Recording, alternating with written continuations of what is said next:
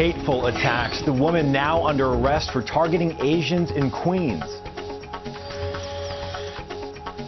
Finishing off the week with low humidity, what you can expect by morning coming up.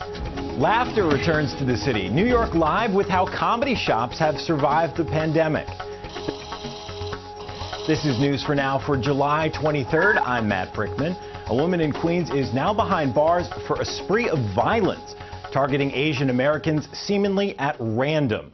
This is 25-year-old Mauricia Bell. She was taken into custody on Thursday. She is charged with 3 counts of assault as a hate crime and robbery as a hate crime, all in separate incidents over the past 2 months. The latest attack happened Wednesday morning. Police say she struck a 75-year-old woman with a hammer at Parsons Boulevard and 71st Avenue. The NYPD says Bell previously assaulted 3 others, including a woman inside a Pomona bodega. I don't understand it. I really don't. Why they pick on an Asian American, especially old women. Yeah, I mean, it's crazy. I mean, you got to have law and order. I mean, you commit a crime, you go to jail. Simple as that.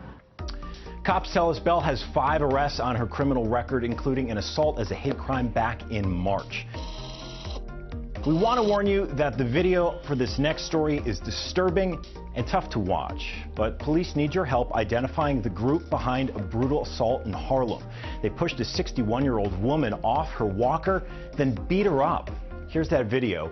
Police say on Tuesday night, a group got into an argument with the woman, then started punching her.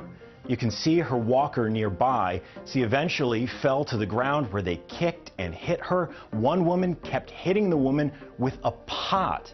Police say the group took her purse and her walker. The victim was taken to the hospital and remarkably should be okay. In Brooklyn, a statue that honors the memory of George Floyd will soon move to Manhattan. Thursday night, a farewell ceremony was held at the site of the statue in Flatbush. The artwork was originally unveiled last month. Just days later, someone vandalized it. Artists and others from the community worked to restore the statue. They will now move that statue to Union Square. The fire that damaged a popular ride at a New Jersey water park is now being called suspicious. It happened last month at Mountain Creek Water Park in Vernon.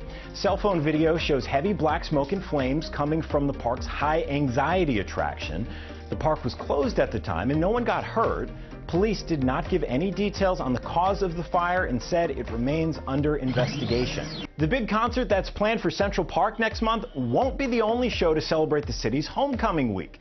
Mayor de Blasio announced there will be concerts in every borough in the days leading up to the August 21st show in Central Park. Now, the Central Park concert will feature Paul Simon, Bruce Springsteen, and Jennifer Hudson. It's not known yet who will perform at the other shows. The mayor says they will be announced in the next few weeks. A break in the humidity, and Maria, this will be a weekend to get outside. It really was a great wrap-up to the week that started warm and muggy, hazy, but it's comfortable. Low humidity straight through this evening.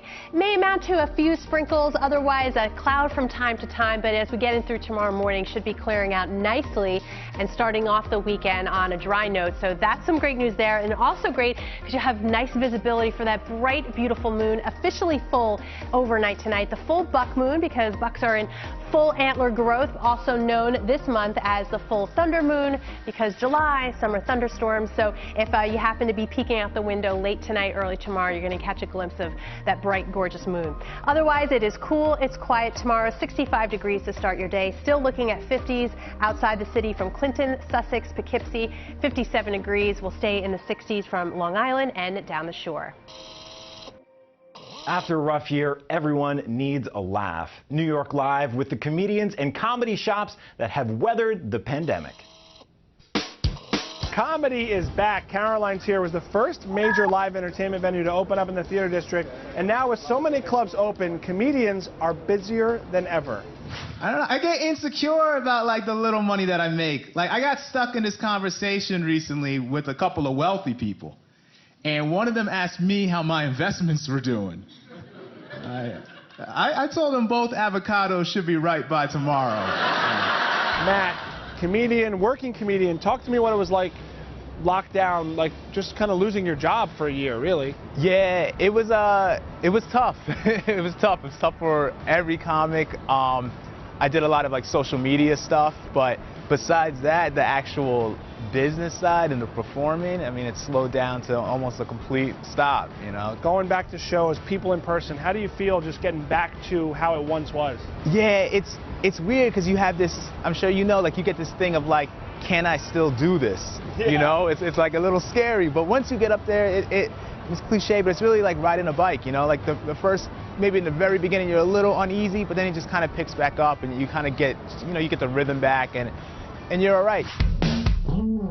Tell me, Jimmy, you've been working this door over 10 years. Yeah. COVID hits, you lose your job temporarily. What was that like? It was crazy because you go from being friends with all these people and then all of a sudden you don't get to say goodbye, and poof, for 15 months, everybody's gone. So, yeah, it was a little weird. Over the years, you worked the door here, obviously. You've become friends with so many comedians, so many people pass through Gotham. What does it mean to you to have that support through such a tough time? It's cool. I mean, people think my job is cool because, you know, Jerry Seinfeld calls me Jimmy.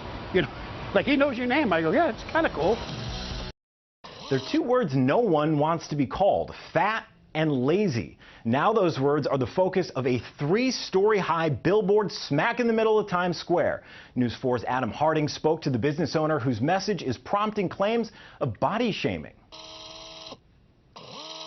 The billboard sits at 48th and 7th, and in big, bright colors it asks, "Feeling fat and lazy?" I don't like it at all. Actually, I'm really big on body positivity. It didn't take long for us to find Emily Strickland mouthing the words as she walked right by it. I would use my words more carefully if I'm wanting to put it up on a billboard in front of millions of people. The billboard is quickly going viral, with critics calling it fat-phobic.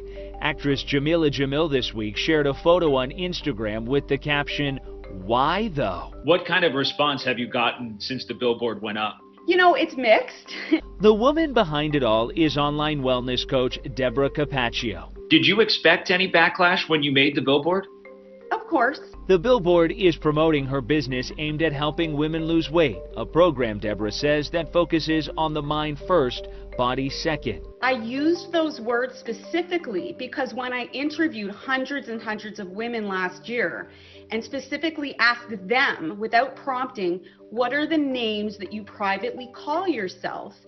Fat and lazy by far were the most common. It cost her $13,000 to have it up for 4 weeks. It's set to be taken down in the coming days. Of course, there are people who have lashed out, but the beautiful thing is I am up for that backlash if it helps even one more woman. It doesn't offend me. While not everyone is offended, it is creating plenty of dialogue. Seeing that and seeing like lazy and like corresponding with fat, it's like upsetting. Do you have any regrets about how you phrased your billboard? I really don't. I don't believe it's shaming at all. In Times Square, I'm Adam Harding, News 4, New York. Thanks for joining us. We will see you next week. That's it for now.